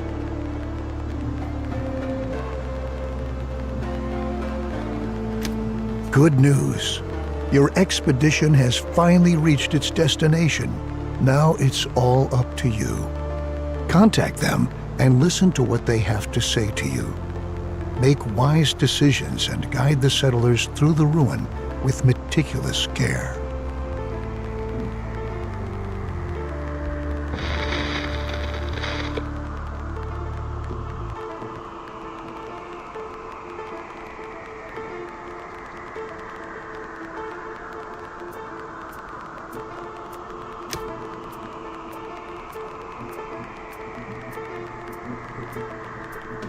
We've arrived at the greenhouse, Chief. I don't know what that scout told you. To us, it just looks like any other ruins scattered around in the wilderness. Not very promising.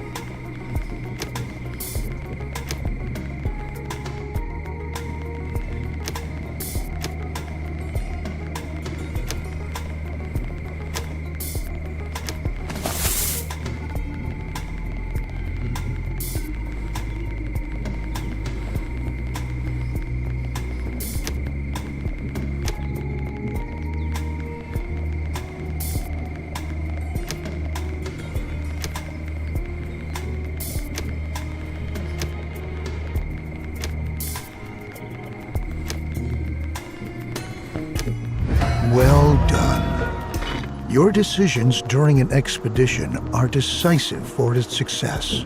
Okay. Try to be as well prepared as possible and make wise decisions because the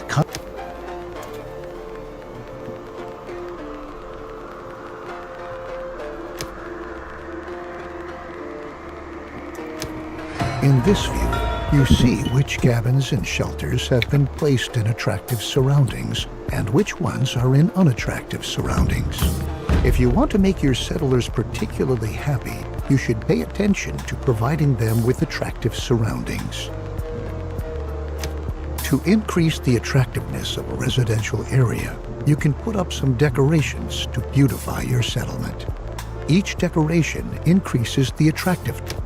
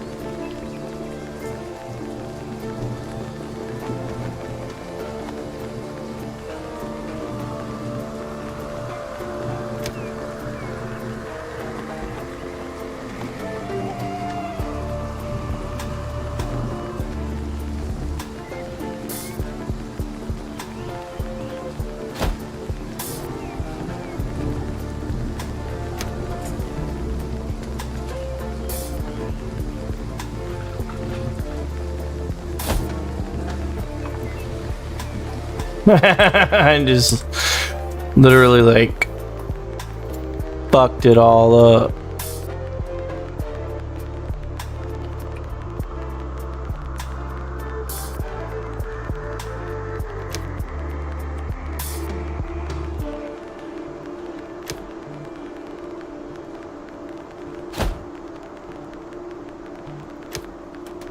Your settlers are really going to like the newly built decorations.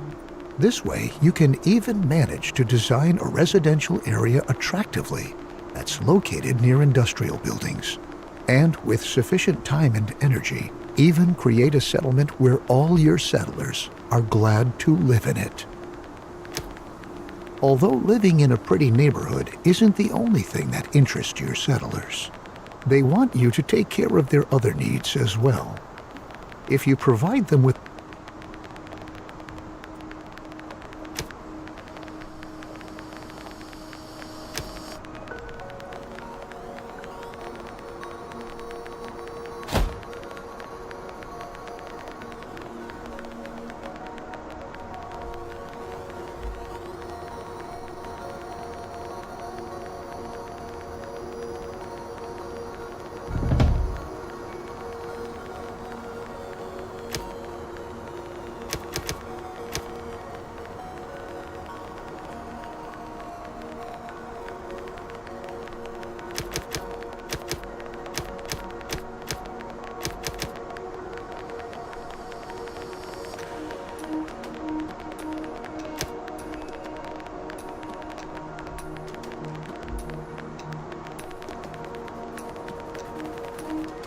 Excellent. Many of your settlers' requests are collected for you at the forum.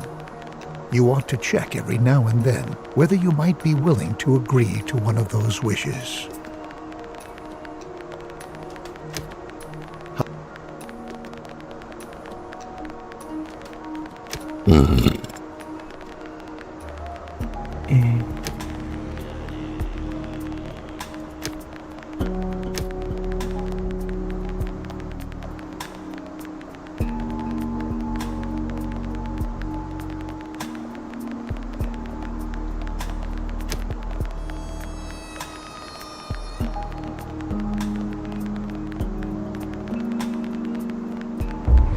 Many of the decrees are extremely helpful toward enabling the survival of your settlement, though you should watch out that you don't demand too much of your settlers.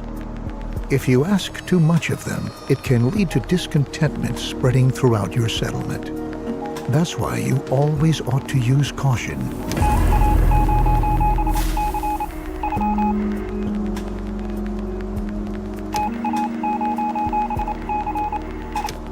Although such a thriving settlement like this one here not only has its advantages, it could be that the attention of prowling raiders is drawn to you, and you'll have to defend yourself against them. First of all, it's going to be important to set up your own defenses. An ammunition factory is going to be necessary to arm those settlers.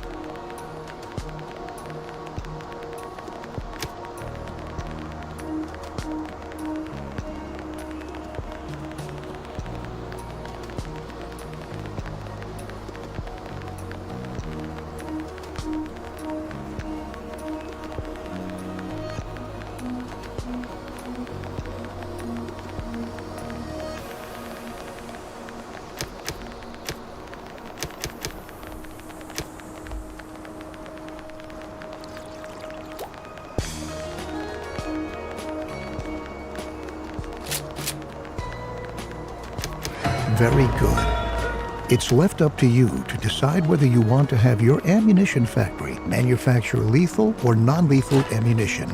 While lethal ammunition deals damage to the attacking raiders, non-lethal ammunition ensures that their morale sinks. If the raiders have lost all their morale, they'll flee.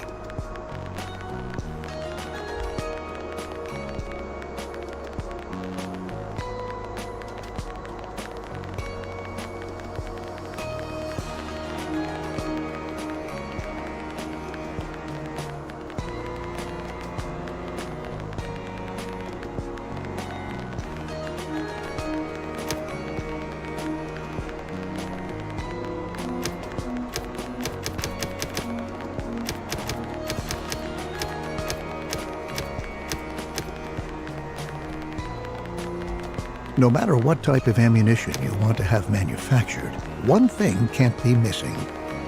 Your ammunition factory requires some sulfur for production. Sulfur can be obtained in your mines. To do this, simply instruct your mines to mine sulfur in the future.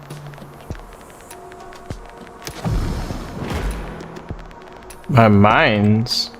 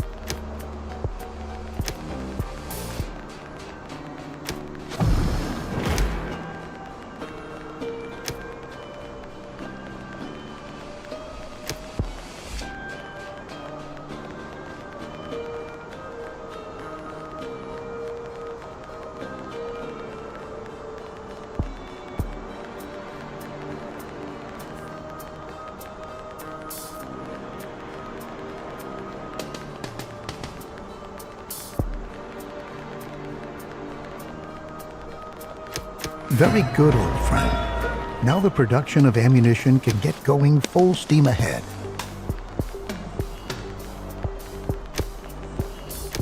To be able to give your settlement blanket protection against attackers, the next thing you want to do is to build several watchtowers and assign militia there. Your settlers will fire at raiders from these watchtowers. It will be best if you place your towers in such a way that they don't stand too close to each other, so that your entire settlement can be protected whenever possible.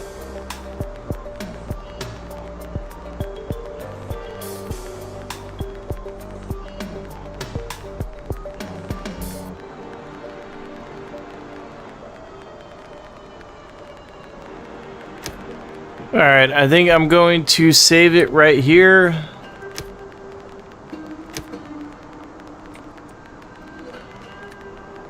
We're going to save it and call it learning. And we will come back to this later this evening. Or, like I said, this coming up Sunday. Thank you for sticking around and have a wonderful day.